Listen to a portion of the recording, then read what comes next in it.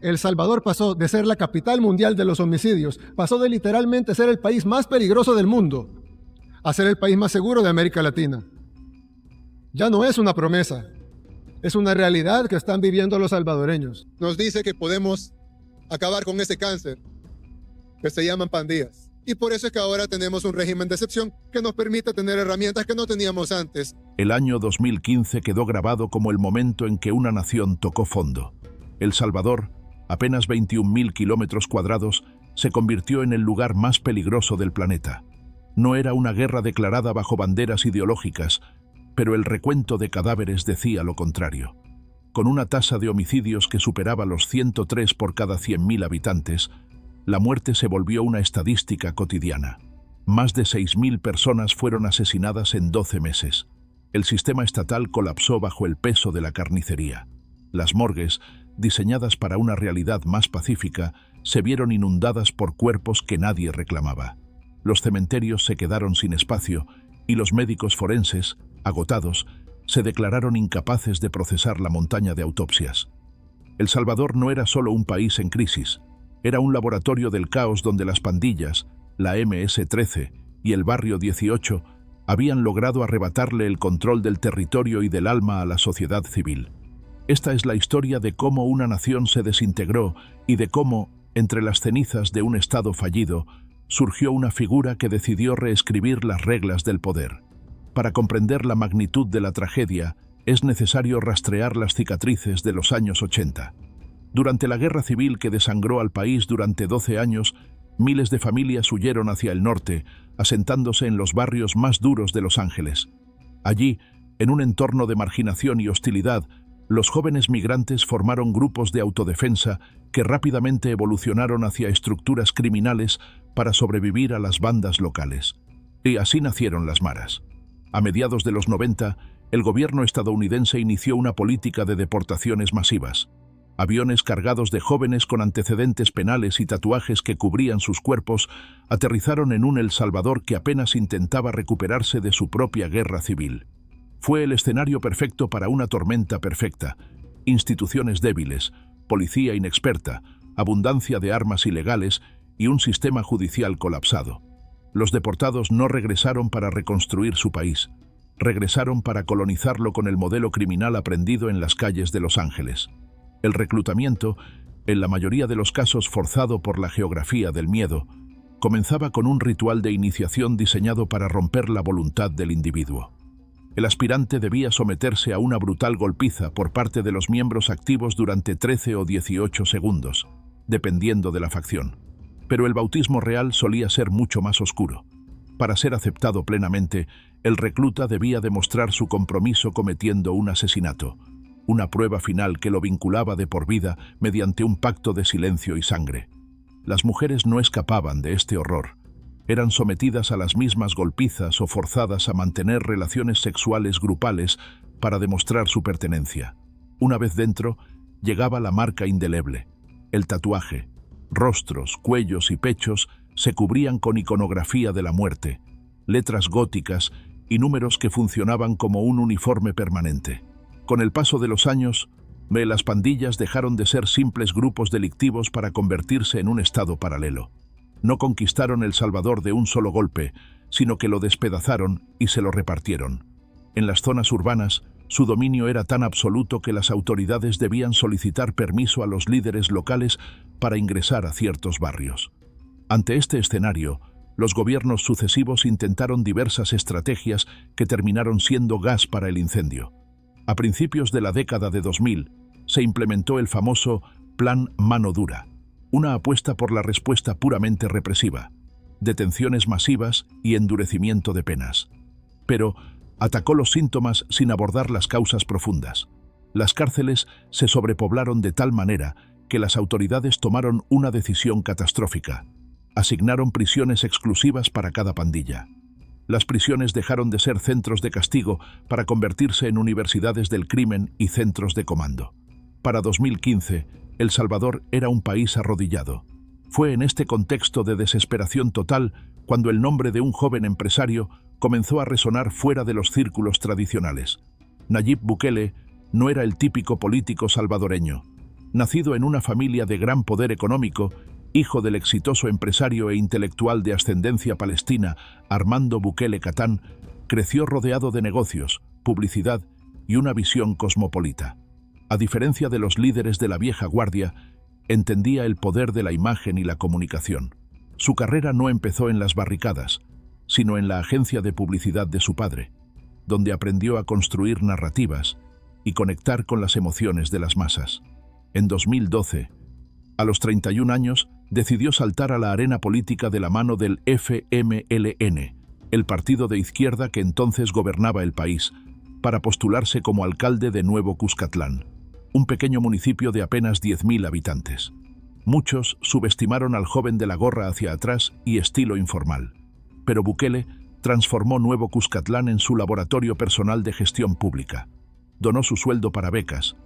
Porque ellos que tienen derechos humanos son la prioridad única de las organizaciones de derechos humanos. Modernizó la infraestructura y redujo los índices de criminalidad local mediante una combinación de inversión social y presencia institucional. Su éxito en ese pequeño distrito fue el trampolín perfecto para su siguiente gran objetivo, la alcaldía de la capital. En 2015, mientras el país sangraba con cifras récord de asesinatos, Nayib Bukele asumió la alcaldía de San Salvador. Su victoria sobre los partidos tradicionales fue un primer aviso de que el sistema de bipartidismo dominado por Arena y el FMLN estaba empezando a resquebrajarse.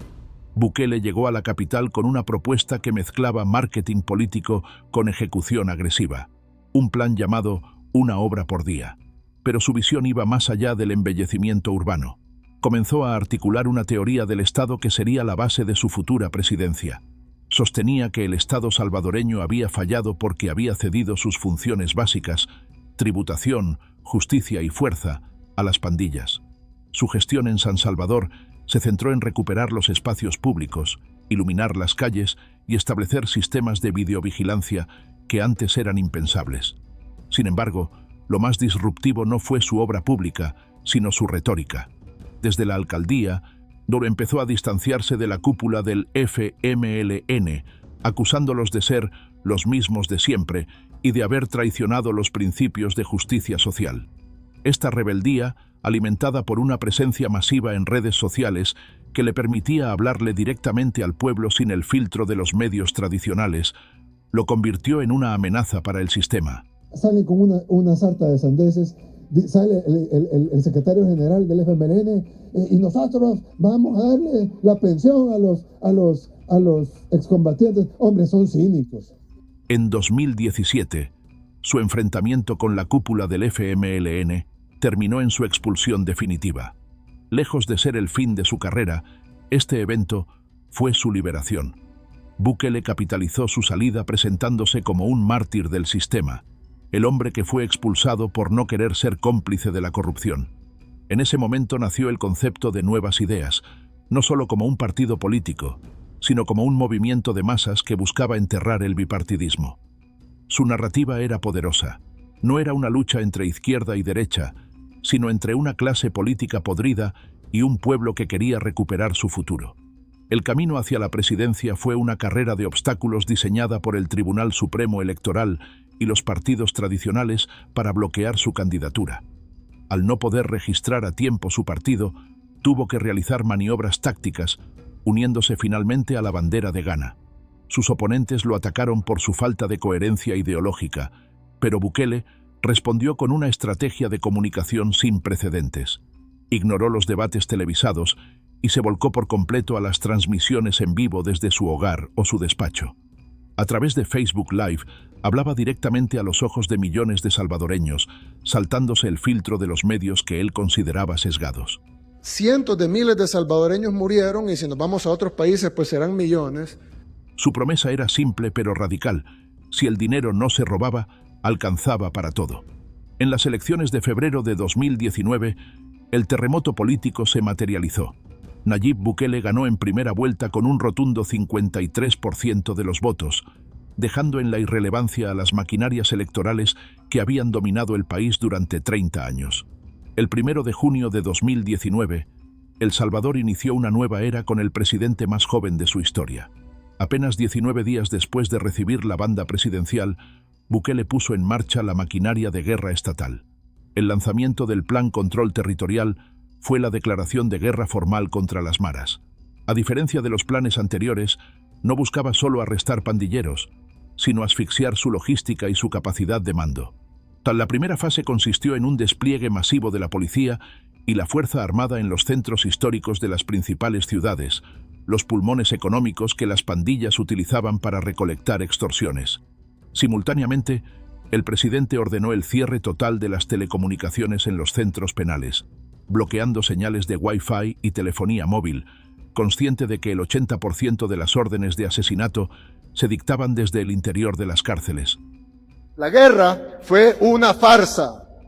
Mataron más de 75,000 personas entre los dos bandos, incluyendo los 1,000 aquí del Mozote, y fue una farsa. Fue un golpe seco a la estructura de mando, pero Bukele sabía que la represión no era sostenible sin prevención. Así nació la segunda fase, centrada en la construcción de los centros urbanos de bienestar y oportunidades, los CUBO. Estos edificios de cristal y tecnología, erigidos en el corazón de los barrios más peligrosos, buscaban ofrecer a los jóvenes una salida estética y educativa frente a la subcultura de las maras. El mensaje era claro: el Estado estaba volviendo a los lugares de donde se había retirado décadas atrás. Pero para que el plan fuera exitoso, Bukele necesitaba fondos que la Asamblea Legislativa, aún controlada por la oposición, se negaba a aprobar. El conflicto escaló el domingo 9 de febrero de 2020. Y creo que dice mucho el hecho de que hayan venido a esta reunión, porque siempre se habla de dejar la política a un lado. Yo lo he escuchado mucho a doña Milagro, dejar la política a un lado cuando se trata de trabajar por el pueblo. En un acto que estremeció los cimientos de la democracia salvadoreña, Bukele entró al Salón Azul de la Asamblea Legislativa, escoltado por soldados armados con fusiles de asalto. Se sentó en la silla del presidente del Parlamento, pidió un momento de silencio para orar y luego salió a la plaza ante miles de seguidores que exigían la disolución del Congreso. Fue un momento de todo o nada. El 9 de febrero fue el preámbulo de una ruptura total que se resolvería un año después en las urnas.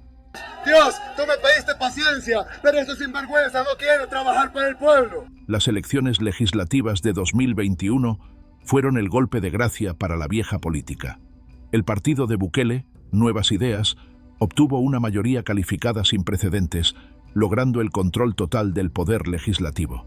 El 1 de mayo de 2021, en su primera sesión, la nueva Asamblea destituyó de un solo golpe a los magistrados de la Sala de lo Constitucional y al fiscal general de la República. Para la comunidad internacional, esto fue la demolición del Estado de Derecho. Para Bukele y sus seguidores, fue la remoción de los escudos legales que las pandillas y los políticos corruptos usaban para evitar la justicia. Con el control del Ejecutivo, el Legislativo y ahora el Judicial, el camino estaba despejado. El Salvador empezó a llenarse de tecnología de vigilancia israelí y vehículos tácticos. Antes protestaba el pueblo. Antes salía el pueblo a marchar. Ahora marchan los alcaldes. Ahora protestan los corruptos. Algo bueno estamos haciendo. Por ahora, estas preguntas quedan en segundo plano frente a la realidad de una nación que ha dejado de ser la capital mundial del asesinato para convertirse en un destino turístico y un centro de experimentación política. Nayib Bukele ha transformado a El Salvador en algo que nadie imaginó posible hace apenas 10 años. Ha tomado una nación rota, desmoralizada y dominada por el terror, y la ha convertido en un estado de vigilancia eficiente y seguro. Su historia es la crónica de un hombre que entendió antes que nadie que el algoritmo de la política moderna no se basa en ideologías agotadas de izquierda o derecha, sino en la entrega de resultados tangibles que resuelvan el miedo primario del ser humano, el miedo a la muerte violenta. Al final de este recorrido, la figura de Bukele se erige como una de las más complejas y polarizantes del siglo XXI. Para sus seguidores, es El Salvador, el hombre valiente que enfrentó a monstruos ante los que otros se arrodillaron. Para sus detractores, es el arquitecto de una autocracia digital que ha sacrificado la libertad en el altar de la seguridad. Lo que es innegable es que El Salvador ya no es el mismo. Las cicatrices de las maras están siendo borradas del cemento. pero en su lugar se levantan los muros del CECOT. El miedo ha cambiado de bando, y en esa transición, una nación entera ha decidido confiar su destino a las manos de un solo hombre. Su legado marcará el rumbo de la política latinoamericana por las próximas décadas,